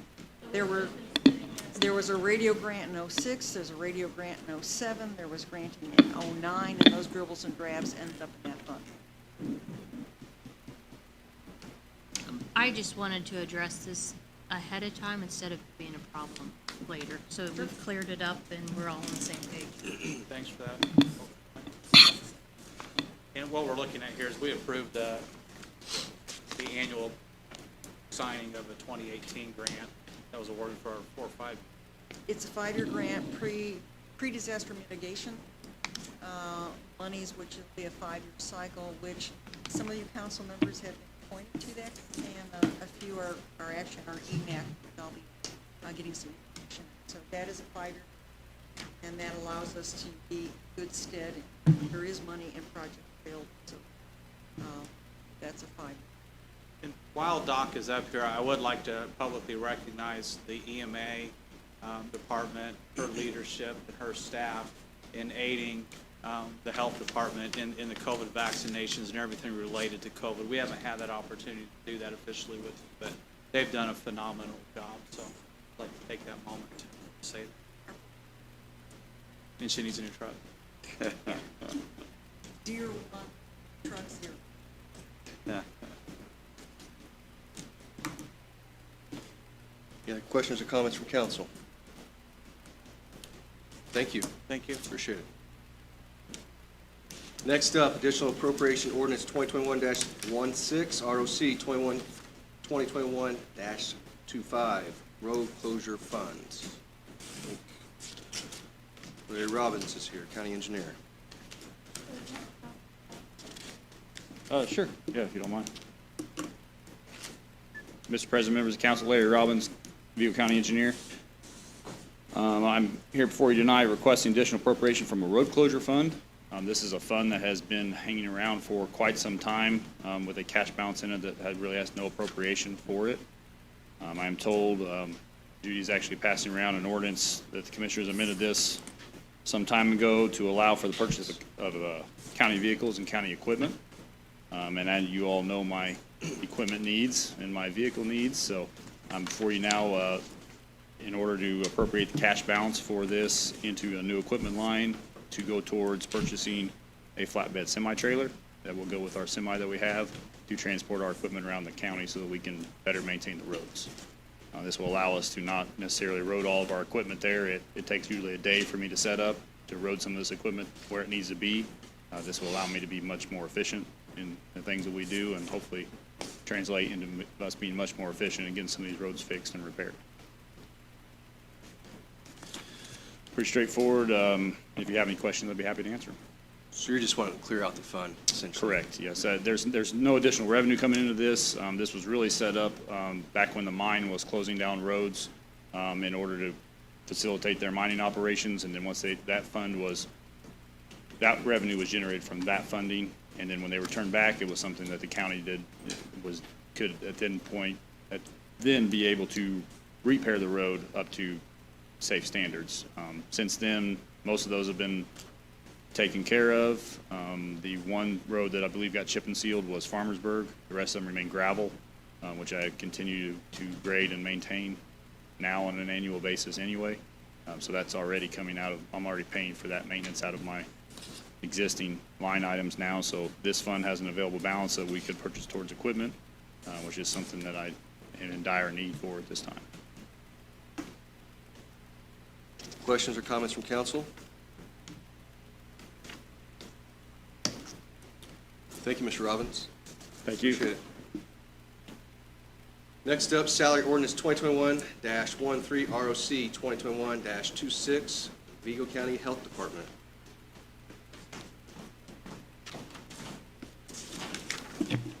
Good evening, Council President and Council. I'm Joni Wise with the Vigo County Health Department.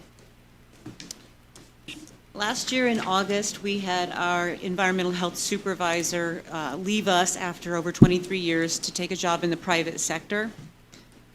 In the past, we had tried to make the position a different grade, and that didn't happen.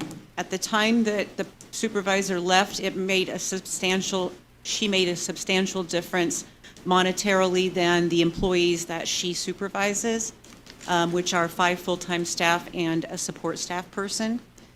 So Amanda Bales accepted the position. She's been with us since '06. But the problem being is the job pays, as a supervisor of that particular division, the entry-level pay is the same or less than the employees that she supervises. There is no Pat C category for her to go to. We've tried to get it moved to an A, but that's not happened.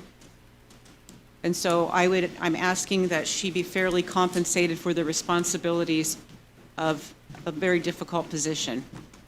The division she supervises is larger than some of the departments that have department heads that are exec As.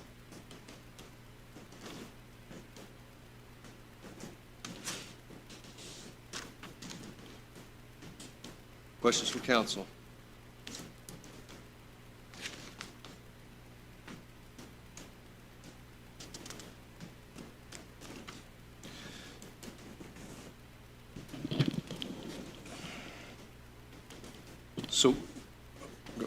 So right now, her current pay is $44,090 plus her longevity, correct? Correct.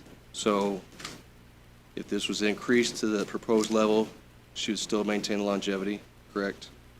Yes. Okay. What is the current pay structure for those that she supervises? They're in the exact same category. Okay.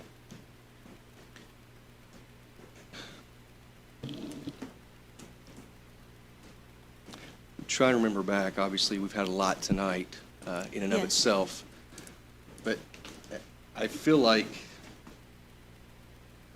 and I'd have to go back and look, but I feel like this is something we did at the end of maybe 2018, if I remember correctly. 2019, in November of 2019. 19?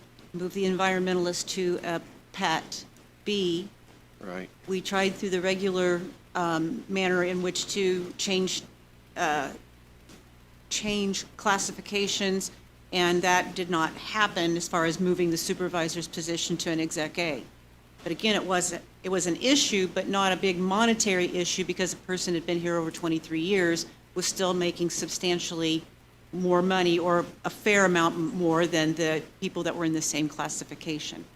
She was likely grandfathered in at a higher rate, is that correct? Yeah, Travella made a higher wage, Yeah, yes. Okay. So you have a person who's the supervisor that makes the exact same as her employees. Yeah, I think, you sure that wasn't 18? I feel like it was 18, I don't, It may have been. but The I- last 14 months have been a blur. yeah, I'm sure. But I remember it towards the end of the year, and I remember that this was going to end up being an issue eventually, because we had made that move. Because although it wasn't at the time, because Travella made a higher rate, in the event she left, it become problematic. Got a question? All right. Yes. Okay.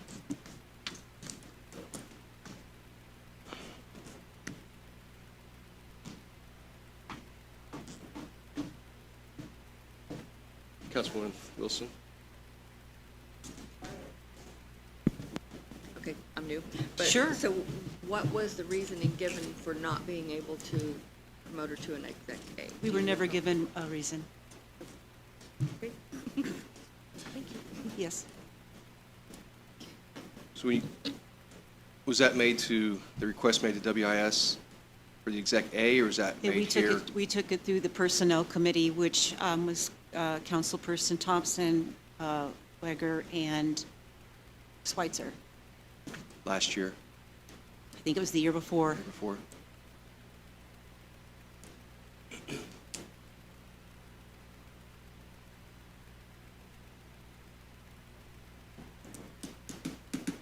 There are several positions, not a lot, several positions at the Health Department that are not in align with their responsibilities. Their classification does not align with their responsibility.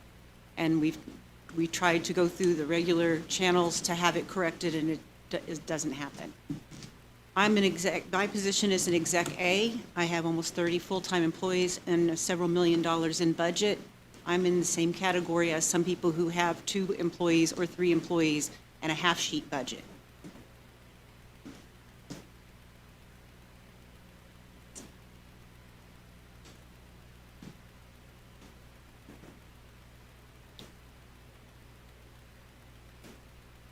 Sure.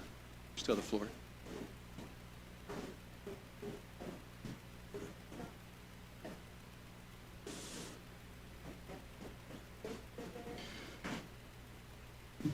Should it go through WIS?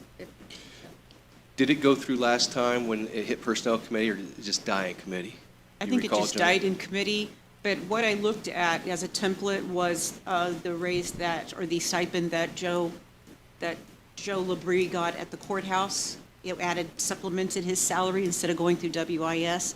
So that's what I used since a precedent was set there to see if we could do it this way instead of changing. And I don't disagree with your logic. And, with that, I think we need to decide as a council how we're going to proceed forward. I don't disagree that there's flaws with WIS. I mean, for sure, and we've all heard the horror stories, and you know them yourself very well, Joni. But for us to constantly make these decisions, I don't think it's fair to the employees, I don't think it's fair to the council and everybody in county government, because quite frankly, we don't have the expertise as council members, nor do we have the time to research all that. It's just not fair to those asking those requests, in my mind, and I don't think it's fair for the council to make those decisions. So I don't know what the right scenario is right now. I know the commissioners at times have had heartburn over WIS, as have a lot of people in county government, and I understand some of the reasons why. But on the flip side of that, it puts us in a pretty compromising position to, as a council, make these decisions based upon some of the limited information we have. Okay.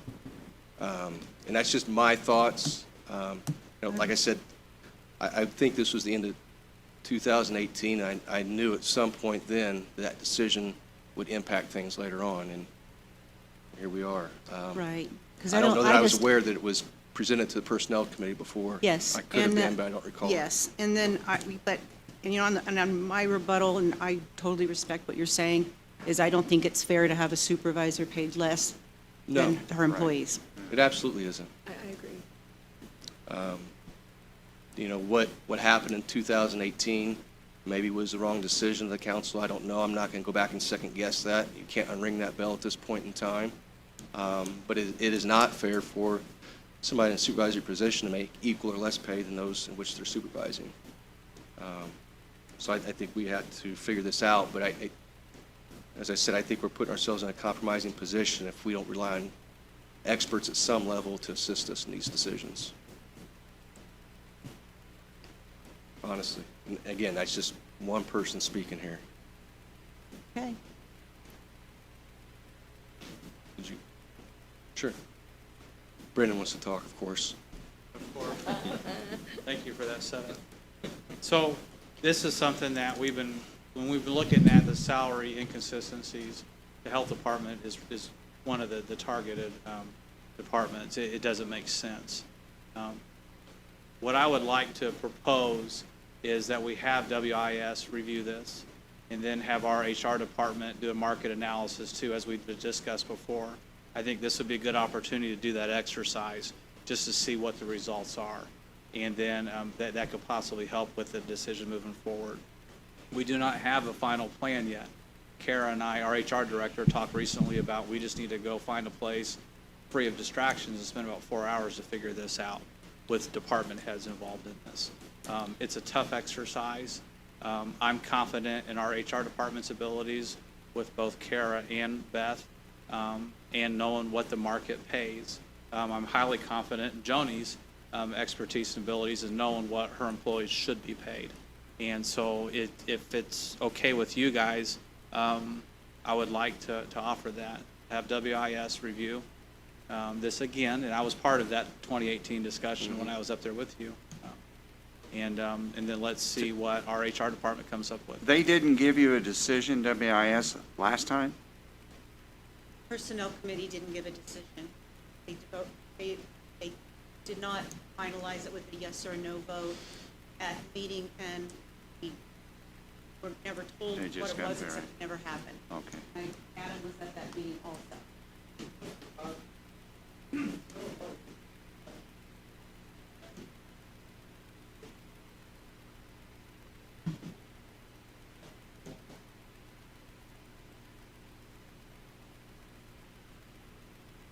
Well, 4 new people here that's never really worked with WIS, so that's going to be a, So, Uh, Councilman yeah. Morris, what helped me was WIS came in to meet with me, Aaron, Jim Mann, the new group. And that may be good to do with you guys also, so they can give you a better idea of the process. Calissa is extremely familiar with the process. She can share with you what we're talking about with the personnel committees, how their opinions came about, and why things didn't move forward. But there were a lot of requests that we looked at that we thought we were all prepared for. And I say we, this within county government, and we didn't understand how those decisions came about. And that's where it stopped, which is what we're dealing with here with Joni. And you never got an answer. Not really. No. No. So, yeah, we're doing better and making our government more efficient, approaching paying our employees the fair marketable wage, but a finite system like built. I yield.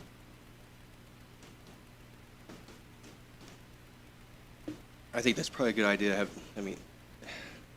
you could send it off. I don't think that we could make that request right now since it's a non-voting meeting for us, but I guess you as a commissioner's office could do that in advance of next week, if you'd like to do that.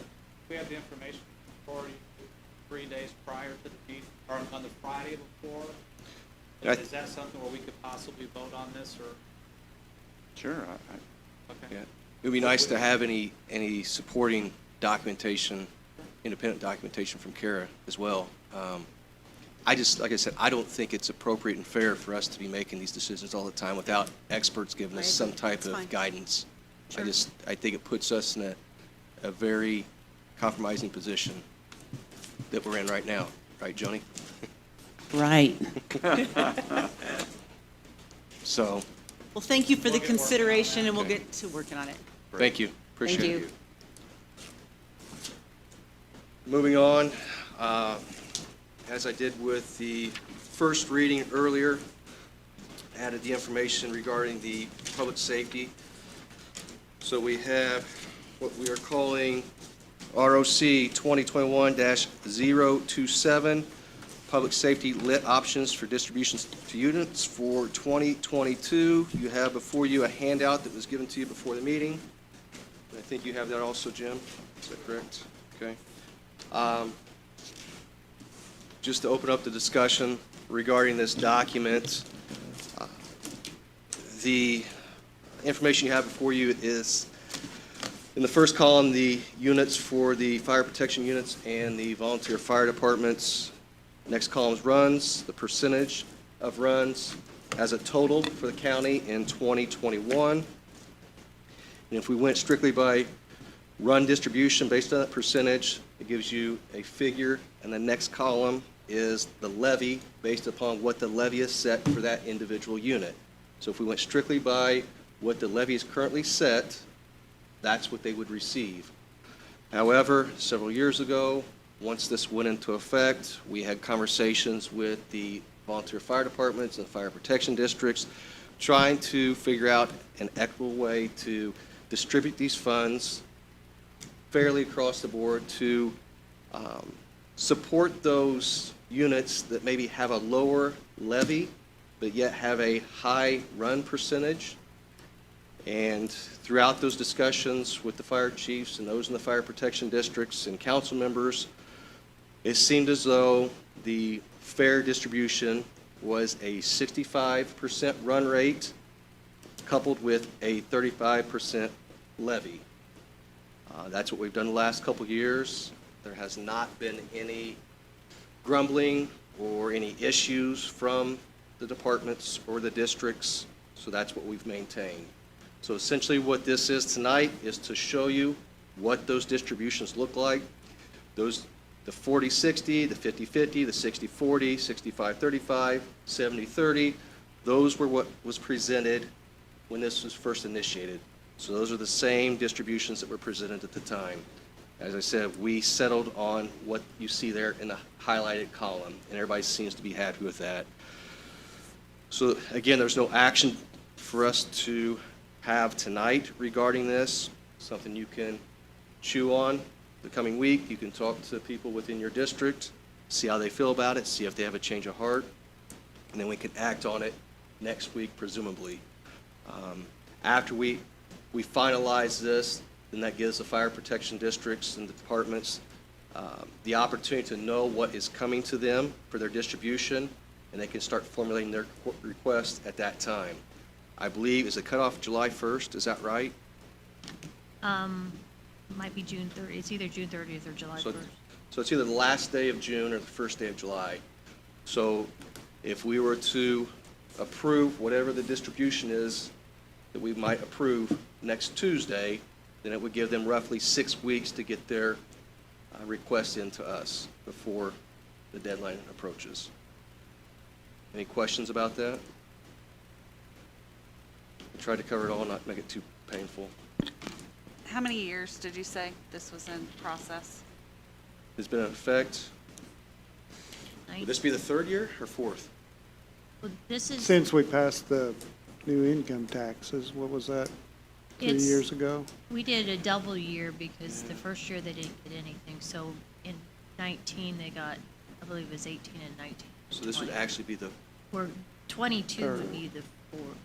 And you said there's There's been 19 and very 20. little complaints on, there hasn't been any. Yeah, There was, okay. there was some questions and concerns initially, especially for those that had a higher levy, I think would be fair to say, but they, when I say they, the fire chiefs and the fire protection district representatives, to my understanding, met and talked about things, and they felt like this was fair across the board.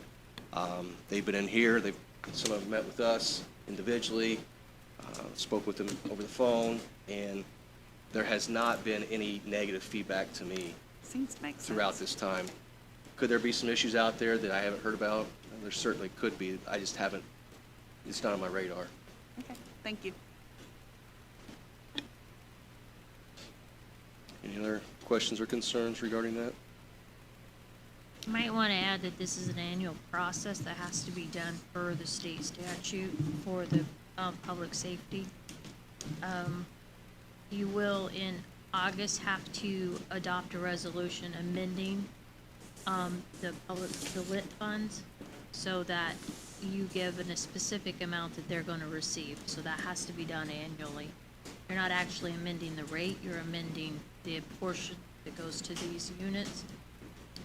And and then also what the state will do is they'll take the 256,000 plus, and they'll take that off the top of what's collected, and then the rest of it is then allocated to the city, the county, Riley, Wester, Haute, and Cedarville, I believe. And obviously, these numbers can fluctuate from year to year, but they seem to be pretty constant as far as the distribution percentages. If there's nothing further, call for motion to adjourn. Move to adjourn. Motion by Councilman Morris, second by Councilman Thompson. All those in favor signify by saying aye. Aye. Motion carries. Meeting adjourned.